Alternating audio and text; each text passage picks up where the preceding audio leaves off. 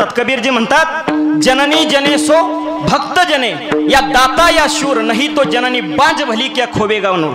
कबीरजी म्हणतात, जर एखाद्या पुत्राला आई तुला जन्म द्यायचा असेल तर असा पुत्र जन्माला घाल, त्यानं जगाचं कल्याण केलं पाहिजे. नाहीतर महाराज नुसतं पुत्राला जन्म घालायचा आणि ते जर पोरग चांगलं नाही निघलं ना महाराज, तर इतका अवघड खेळ होतं. ते एकट्या कुळाचं नाही, इथून माग जेवढे कुळ झाले ना महाराज, अख्ख्या कुळाचा नाश करतं. असे काय काय महाराज मुलं जन्माला येतात. पहा तुम्ही, जन्माला आल्याच्या नंतर आपल्याला वाटतं मुलगा झाला चांगलं झालं, पण ज्या वेळेस ते पुढे जाऊन कुटाने करतं ना, त्यावेळेस महाराज कळतं की हे नसतं तर बरं झालं असतं. विठाला विठाला. बघा तुम्ही, असं नाम सप्ताहात येणारी काय काय मुलं नसतात महाराज, काय काय नाम सप्ताहामध्ये येणारी. काय काय जणांच्या डोक्यामध्ये परमार्थ विशेष नाही, देव धर्म काय काय पोरांना आवडतच नाही महाराज. इतका खेळ अवघड आहे. आपल्या धर्माविषयी तर थोडा बी काय काय पोरांना आदर राहिलेला नाही. धर्माविषयी माणसाला आदर राहिला पाहिजे. काय काय पोरं बघा तुम्ही, काय काय पोरांच्या कपाळाला सुद्धा गंध नसतो महाराज. कपाळाला सुद्धा गंध नाही, का लावित नाहीत काय मला कळत नाही, पण कपाळाला आपल्या गंध असला पाहिजे. तुम्ही पहा, आता मागं 15 ते 20 दिवसापूर्वी, अहो तुम्ही हिंदू हे ओळखायचं तरी कशावरून? तुमच्या कपाळाला गंध असेल तर तुम्ही कळणार आहे हिंदू आहेत म्हणून. तुम्ही पहा, मुसलमानाच्या पोराला टोपी घालायचं सांगावं लागत नाही महाराज. मुसलमानाच्या पोराला त्याच्या डोक्यावर टोपी पाहिली की कळतंय ते कोणत्या धर्माचं आहे, मुस्लिम धर्माचं आहे. मी महाराज त्यांना नावं ठेवत नाही, पण सांगतोय ते ते आपल्या धर्माचं पालन करतात. मग आपल्या पोरांना आपल्या धर्माचं पालन करायला काय हरकत आहे? काय हरकत आहे? अजिबात नाही. एक पोरगत असं होतं महाराज, मित्रच होता माझा. त्याला म्हणला, अरे बाबा का तू कपाळाला गंध का लावत नाही? तो म्हणला, मी सायन्सला आहे. अरे मग तू सायन्सला असला म्हणजे काय, तू काय आमच्यावर उपकार करायला लागला काय? सायन्सला म्हणजे नेमकं झालं काय तू? बरं का, सायन्सला म्हणजे काय झालं? कपाळाला गंध लावण्याचं कारण काय महाराज? बघा तुम्ही, आता आज 12वीचे रिझल्ट लागले. काय झालंय तुमचं? 12वीचे आज रिझल्ट लागले बरं का. असे रिझल्ट लागले आहेत, मी तर रिझल्ट बघूनच काय काय जणांची घाबरलोय बरं का. असे काय काय जणांचे रिझल्ट आहेत इतके, म्हणजे मी रिझल्ट बघितला, बऱ्याच पोरांचे रिझल्ट बघितलेत बरं का, बऱ्याच पोरांचे. मी आमच्या टायमाला होतो तेव्हा आमच्या टायमाला सगळे नापास झालेलेच रिझल्ट दिसत होते. आज महाराज रिझल्ट बघितले तर असे सगळ्यांचे आकडे बघून माझाच आकडा फिरलाय. इतके महाराज रिझल्ट सगळ्यांचे, जेवढे 12वीला पास झालेत बरं का, इथले सुद्धा सगळेजण, सगळ्यांना खूप खूप शुभेच्छा. आणि जे नापास झालेत त्यांना जास्त माझ्याकडून शुभेच्छा. तुम्ही म्हणाल का, हे पास झालेले जे आहेत ना, हे चांगल्या मार्कानं पास झालेले पुढे जाऊन कंपन्या, जे नापास झालेले जे आहेत ना, हे नापास झालेले पुढे जाऊन कंपन्या टाकतील आणि पास झालेल्यांना तिथं नोकरीला ठेवतील. म्हणून त्यांना ते नापास झालेल्यांना पहिल्या शुभेच्छा. विठाला विठाला. हो, लय अवघड खेळ आहे महाराज. एकदा नापास झालं ना, इतका अवघड खेळ होतंय, इतका अवघड खेळ होतंय की अजिबात नाही. घरातले बी बोलतेत, बाहेरचे बी बोलतेत, सगळेच जण बोलतेत, फक्त नापास माणसानं व्हायचं नाही. आमच्या टायमाला, मी ज्यावेळेस 12वीला होतो त्यावेळेस माझा एक मित्र होता. तो म्हणला, हे बघ, माझा रिझल्ट तूच बघायचा आणि तू बघितल्याच्या नंतर तूच मला येऊन रिझल्ट सांगायचा. मी म्हणलं, बाबा सांगतो. पण तो म्हणला, तसा नाही सांगायचा. मी म्हणलं, मग कसा सांगायचा? ते म्हणला, तुझ्या देवदेवाच्या भाषेत सांगायचा. मी म्हणलं, देवदेवाची भाषा? आता ही देवदेवाची भाषा नेमकी असती कशी? तो म्हणला, मी तिथं बसलेलो असतोय, माझा रिझल्ट माझ्याजवळ माझे पप्पा बसलेले असतील बरं का, तिथं माझे पप्पा बसलेले असतील, डायरेक्ट येऊन सांगायचं नाही रिझल्ट, डायरेक्ट येऊन सांगायचं नाही, देवदेवाच्या भाषेत. मी म्हणलं, देवदेवाच्या म्हणजे कसा? तो म्हणला, माझा एक विषय गेला तर नुसतं असं करायचं, विठाल विठाल, वाजवू नका, थांबा. काय करायचं? असं करायचं. म्हणला, विठाल विठाल, एवढंच करायचं. म्हणला, मी म्हणलं, ठीक आहे चालते. तो म्हणला, 2 विषय गेलेले असतील तर असं करायचं. काय करायचं? विठ्ठल विठ्ठल विठ्ठल विठ्ठल विठ्ठल असं करायचं. म्हणलं, 2 विषय गेलेले असतील तर. म्हणलं, 3 विषय गेलेले असतील तर. 3 विषय गेलेले असतील तर मग डायरेक्ट एखादी चालच म्हणायची. म्हणला, 3 विषय गेलेले असतील तर. मी म्हणलं, ठीक आहे चालते. त्याचा रिझल्ट बघितला आणि रिझल्ट बघितल्याच्या नंतर त्याच्या घरी गेलो. त्याचे पप्पा तिथं बसलेले होते, तो बी तिथं बसलेला होता. ती असं करत होता माझ्याकडे, काय झाला रिझल्ट? त्याला म्हणलं, पुंडलिकावर हर विठ्ठल श्री ज्ञानदेव. म्हणलं, सगळंच गेले तुझं वास.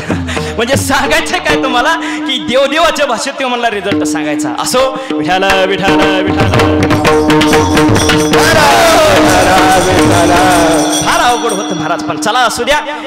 महाराज, यश अपयश हे माणसाच्या पावलोपावली असते बरं का. अपयश एखादं प्राप्त झालं तर खचून जायचं नाही, खचून अजिबात जायचं नाही. परत नव्यानं तयारी करायची असती. जे नापास झालेले असतील त्यांनी अजिबात लोड घ्यायचा नाही. जुलैमध्ये लगेच परीक्षा असतात. मला माहिती म्हणून तुम्हाला सांगतो, कारण अनुभव आहे मला बरं का. जुलैमध्ये लगेच परीक्षा असतात, परीक्षा झाली की परीक्षा देऊन परत पुढे चालायचं असतं. असो अजिबात खचून जायचं नाही. खचून काय, आता मी बऱ्याच ठिकाणी बघतो का, मला मगाशी कोणतरी म्हणलं की बाबा एका पोराला 8 मार्क कमी पडले तर ती औषधाची बाटली घेऊन पळत होता.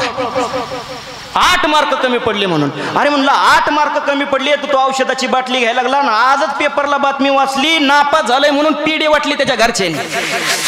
कर्नाटकमध्ये, खोटं नाही, तुम्ही आता युट्यूबला बातमी चालू आहे बघा ते अजून सुद्धा. तिथं नापास झालं म्हणून त्यांच्या घरच्यांनी पीडे वाटले गावाला. म्हणजे सांगायचे काय, खचून अजिबात जायचं नाही, पुढं नव्यानं तयारी करायची असते. विठाला विठाला महाराज मला सांगायचंय काय की बाबा त्या बळीच्या आईला सुद्धा काय, बळीची आई सुद्धा महाराज तिच्या पुत्राबद्दल तिला इतका अभिमान होता. तसं महाराज पुत्रांना सुद्धा वागलं पाहिजे, आपण सुद्धा तसं वागलं पाहिजे महाराज. तसं जर आपलं कर्म असेल, तसं जर आपण वागलो ना महाराज, तर नक्कीच आपलं सुद्धा नाव झाल्याशिवाय राहणार नाही. बळीराजाची आई सुद्धा महाराज बळी पुण्य संपन्न बनला, तिला इतका तिच्या पुत्राबद्दल अभिमान होता. छत्रपती शिवाजी महाराज असतील, छत्रपती शिवाजी महाराजांच्या आईला किती छत्रपती शिवाजी महाराजांबद्दल अभिमान असावा महाराज. कबीर महाराज तर सांगतात की बाबा अशा पुत्राला तू जन्म दे की ज्यानं जगाचं कल्याण केलं पाहिजे, अशा पुत्राला तू जन्म दे, नाहीतर तू वाज राहिलीस तरी तू चालन. विठाला विठाला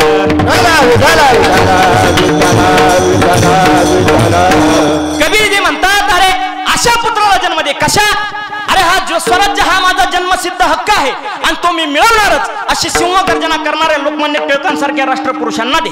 आई तुला जर जन्म द्यायचा असेल तर मला वज्र निर्धाराचे 1000 तरुण द्या, मी तुम्हाला देशाचे चित्र पलटून दाखवतो, अशी भीष्म प्रतिज्ञा करणाऱ्या स्वामी विवेकानंदांसारख्या तत्ववैद्यांना दे. आई तुला जर जन्म द्यायचा असेल तर वयाच्या 16व्या वर्षी तोरणागडावर स्वराज्याचं तोरण बांधून हिंदवी स्वराज्य निर्माण करणाऱ्या माझ्या छत्रपती शिवरायांसारख्या नरवीरांना दे. आई तुला जर जन्म द्यायचा असेल तर वयाच्या 9व्या वर्षी बुधभूषणम सारखा ग्रंथ निर्माण करणाऱ्या, वयाच्या 22व्या वर्षी दुसरा छत्रपती म्हणून महाराष्ट्राचा छत्रपती होणाऱ्या आणि 9 वर्षामध्ये 122 लढाया लढून पराभवाचं तोंड न पाहणाऱ्या आणि रणांगणात शत्रूचा आमनासामने सामना करून रणांगणात स्वतःच्या प्राणाची आहुती देणाऱ्या माझ्या धर्मवीर शंभूराजासारख्या शूरवीरांना दे. आई तुला जर जन्म द्यायचा असेल तर माझ्या ज्ञानोबरायांसारख्या तत्ववैद्यांना दे, माझ्या तुकोबरायांसारख्या प्रेमी भक्तांना दे, नामदेवरायांसारख्या प्रेमी भक्तांना दे, अन्यथा तू वाज राहिलीस तरी चालन. महाराज अशा पुत्रांना आपण जन्म दिला पाहिजे. नाहीतर महाराज ते पुत्र जन्माला आला आणि मोठं झाल्याच्या नंतर जे दारू पित असेल तर महाराज काही सुद्धा त्याचा उपयोग नाही. बघा तुम्ही परमार्थाकडे आजकाल तरुण बऱ्याच प्रमाणात इकडं आलाय, पण काही काही तरुण असं आहे ना महाराज, त्यांना परमार्थाचं थोडं सुद्धा वारं नाही. इतकं दारू पिऊन काय जण तर इतका अवघड खेळ आहे महाराज, इतका अवघड खेळ आहे. एक जण असंच दारू पिणार होतं, इतकं दारू पित होतं, इतका अवघड खेळ झाला. मला झालं ते जरा खोकला, आणि खोकला झाल्यामुळे त्याला म्हणलं काय रे या खोकल्यावर जरा काय तुझ्याकडे इलाज आहे का. त्यानं काय केलं, त्यानं हळूद दारूची बाटली काढली, असं टोपणामध्ये टाकलं, टोपणामध्ये टाकून म्हणलं महाराज घ्या म्हणला. अरे म्हणलं एवढ्या टोपणानं जाईन का खोकला. ठेव म्हणला माझी 10 एकर जमीन गेली आणि तुमचा खोकला का जाणार नाही. म्हणजे इतका अवघड खेळ, अशी काय दारू देत, इतकं महाराज इतकं सुद्धा नसतं. विठाला विठाला पुत्रांना महाराज अशा जन्म द्या की त्यानं आपलंच नाही तर जगाचं कल्याण केलं पाहिजे. पहा तुम्ही माझ्या छत्रपती शिवरायांकडे पाहिल्याच्या नंतर महाराज सांगावं वाटत नाही की हा माणूस राजा आहे. छत्रपती शिवरायांकडे नुसतं पाहिल्या बरोबर वाटतं की सांगावं वाटत नाही हा माणूस राजा आहे. अरे छत्रपती शिवरायांचं काय वर्णन करावं महाराज. या छत्रपती शिवरायांनी आपल्या धर्मासाठी इतकं बलिदान दिलेलं आहे, इतकं कष्ट आपल्यासाठी घेतलेले. किती महाराज इतके पराक्रम छत्रपती शिवरायांनी आपल्यासाठी केले, किती पराक्रम केले.